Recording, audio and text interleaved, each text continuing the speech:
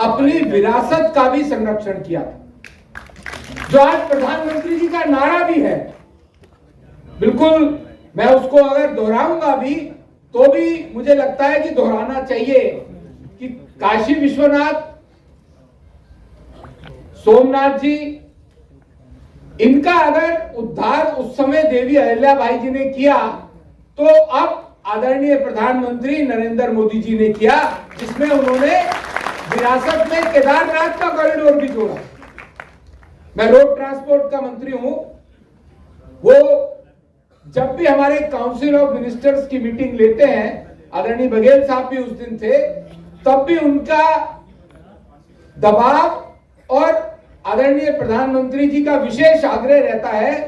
कि विकास तो अच्छा है, करना ही है, पर अपनी संस्कृति को नहीं भूलना चाहिए, हमें अपनी विरासत को नहीं भूलना चाहिए। और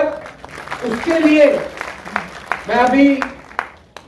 उत्तर प्रदेश के दौरे पे था, तो एक कॉरिडोर बघेल साहब, चित्रकूट, वाराणसी, अयोध्या और लखनऊ का नया कॉरिडोर सैंक्शन किया था प्रधानमंत्री जी ने। तो आप देखिए उसमें विकास भी है और अपनी विरासत का संरक्षण भी है। बहुत ज्यादा कुछ ना बोलते हुए सिर्फ इतना आप लोगों से आह्वान करना चाहूंगा कि ये जो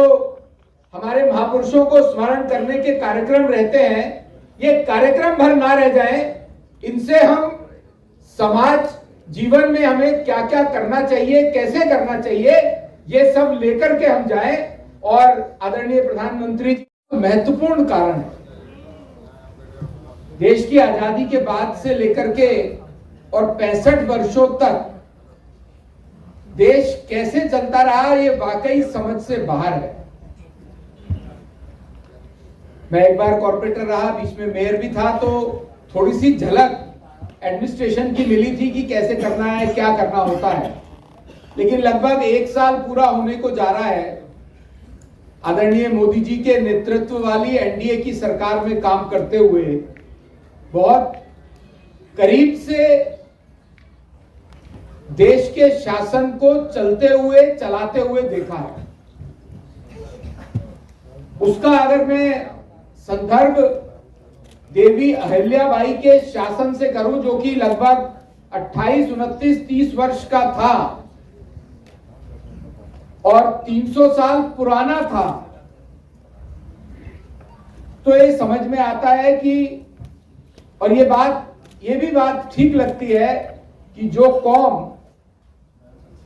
अपने इतिहास को याद नहीं रखती, अपने इतिहास को भूल जाती है, उसका वर्तमान भी और भविष्य का वाली वारिस कोई नहीं होता। बहुत बढ़िया। इसलिए देवी अहिल्याबाई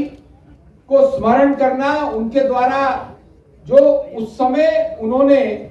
गरीब कल्याण की योजनाएं चलाई, उस समय उन्होंने महिलाओं के उत्थान की बात की, उस समय उन्होंने सैन्य शक्ति में महिलाओं को जोड़ा, उस समय उन्होंने व्यापार को कर के राजस्व के साथ जोड़ा, और उस समय उन्होंने जो हाट बनाने की बात की, उस समय उन्होंने गांव के अंदर सड़कें बनाने की जो बात की, ये सब बातें आप आज देखेंगे तो प्रधानमंत्री नरेंद्र मोदी जी के नेतृत्व वाली जो सरकार है, उसमें 200 से ज्यादा की जो जन कल्याण योजनाएं हैं, न केवल योजनाएं बनी बल्कि उनको मूर्त रूप दिया